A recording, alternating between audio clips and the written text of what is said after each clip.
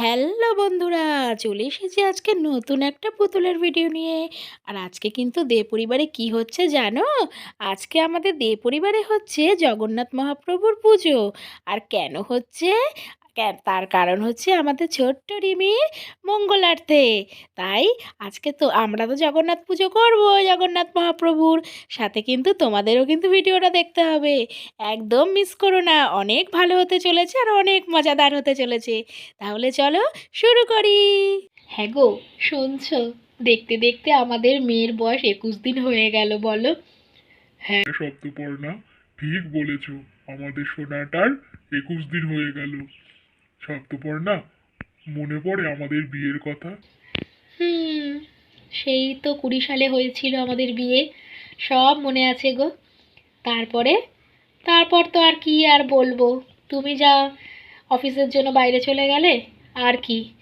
আচ্ছা নাও নাও, চলো, আবার না হলে তোমার মা রেগে যাবে। ওদিকে তো পুজোর জোগাড় জানতে পিয়ালি ফিয়ালিরা সবাই করছে, আর আমি একা দেখো তোমার সাথে একটা ঘরে বসে রয়েছি। সবাই কি ভাববে বলো তো, যে বরকে আর মেয়েকে পেয়ে আমি বাড়ির সব কাজকর্ম ভুলে গেছি। তা বসোই না একটুখানি, কি হয়েছে? আজ নয় একটুখানি বরের সাথেই গল্প করলে? সব দিন তো বাড়ির অন্যান্যদের সাথে গল্প করো। প্রত্যেকদিন তো আর আমি সময় পাই না, বলো সপ্তপর্ণা। অফিস যেতে হয়। থাক মশাই, অনেক হয়েছে। আগে বুঝি কত তুমি আমায় সময় দিতে। হলো, অনেক হয়েছে, চলো তো এবার পুজোর ঘরে চলো। আরে বাবা, রাগ করছো কেন? একটু তো মজা করছিলাম। আচ্ছা, নাও রিমিকে ধরো আর চলো আমার সাথে। হুম, দাও দাও দাও, আমার কোলে দাও। স্নেহাদি, সব কি কমপ্লিট হয়ে গেছে নাকি? হ্যাঁ আকাশ, এই তো সব কমপ্লিট, কিন্তু কেউই তো পুজোর সামনে আসছে না, বলো। মেঘনাকে একটু ডেকে দাও না গো। এবার মোমবাতিটা ধূপকাঠিটা জ্বালিয়ে দেবো না ঠাকুরমশাই এসে জ্বালাবে, আমি তো কিছুই বুঝতে পারছি না। আর দেখো জগন্নাথ প্রভুকে তো আমি গুছিয়েছি, জানি না মাসিমার পছন্দ হবে কি না, তাও তো গোছালাম। মাসিমা কোথায় আকাশ? মা মনে হয় একটুখানি স্নান করতে গেছে। মা ফ্রেশ হয়ে আসছে। মার পছন্দ হবে। এত সুন্দর করে স্নেহাদি তুমি সাজিয়েছো, আর মায়ের পছন্দ হবে না? এটা কখনো হতে পারে? না না, সেটা নয়। আসলে তবুও একটু মানে মাসিমা দেখলে ভালো করতেন। আসলে উনি তো যতই হোক অভিজ্ঞ মানুষ। রেডি তো? এবার আমি মন্ত্রপাঠ করব। পুজো শুরু করি? না না ঠাকুর মশাই, একটু দাঁড়ান, মা আসেনি এখনো।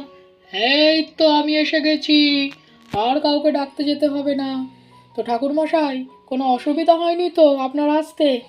না না, গিন্নিমা, কোনো অসুবিধা হয়নি।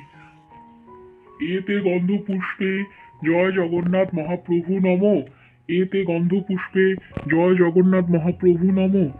এতে গন্ধ পুষ্পে জয় জগন্নাথ মহাপ্রভু নম। জগন্নাথ স্বামী নয়ন পথগামী। জগন্নাথ স্বামী নয়ন পথগামী। সবাই হাত জোড় করো, বলো জগন্নাথ স্বামী নয়ন পথগামী। জগন্নাথ স্বামী নয়ন পথগামী। এতে গন্ধ পুষ্পে জগন্নাথ মহাপ্রভুকে নম। এতে গন্ধ পুষ্পে বলভদ্র দেবে নম। এতে গন্ধ পুষ্পে সুভদ্রা দেবী নম নম। সবাই হাত জোড় করে মনের সমস্ত প্রার্থনা প্রভু জগন্নাথ দেবের কাছে জানাও। আর ঠাকুরমশাই, আমার নাতনিকে একটু আশীর্বাদ করে দিন, যেন অনেক বড় হতে পারে, ভালো হতে পারে। একটু আশীর্বাদ করে দিন। তো বন্ধুরা, আজকের ভিডিওটি কেমন লাগলো? আজকে একদম ছোট্ট একটা ভিডিও ছিল। আজকে রিমির কল্যাণার্থে আমাদের দে পরিবারে জগন্নাথ মহাপ্রভুর পুজো হলো। জগন্নাথ মহাপ্রভুর কাছে সবাই প্রার্থনা করলো যাতে করে রিমি অনেক অনেক ভালো থাকে আর সুস্থ থাকে।